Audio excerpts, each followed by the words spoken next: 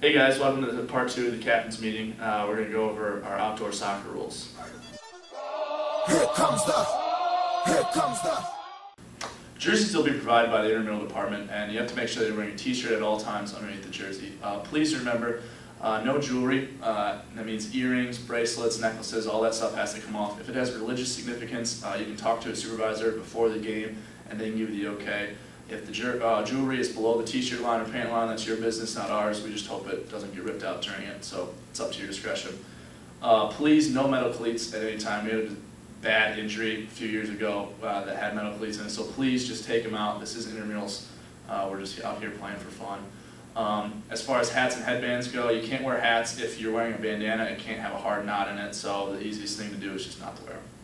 y'all don't really want it like that. Here comes the In the men's and women's leagues, teams will consist of 7 players, and you need a minimum of 5 to start the game. In the co-rec leagues, teams will consist of 8 players, and you need a minimum of 6 players to start. In the co-rec league, you cannot have more than 4 of a gender on the field at one time. When substituting in a game, players are allowed to substitute on the fly as long as they're to their respective benches, so you can't substitute to create an advantage during the game. If you're going to substitute a goalie during the game, you have to wait till it's a stoppage of play, and you have to let one of the referees know.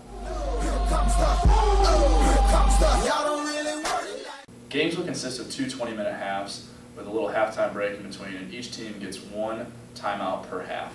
During the regular season, there is no overtime. However, in playoffs, we do play 1 5-minute overtime that is sudden death. If the score is still tied after that overtime, we will go into a penalty shootout, which the players on the field at the end of the game will participate in the shootout. If it's still tied after the shootout, we will go into a sudden death shootout, which we will rotate between teams back and forth until the score is decided.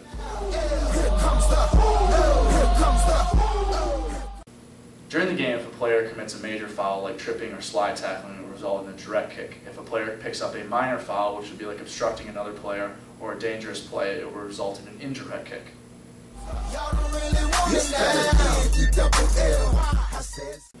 In outdoor, players are allowed to pass the ball back to the keeper. However, the keeper is not allowed to pick the ball up with their hands. They may make a play with their feet, but they can't pick it up with their hands.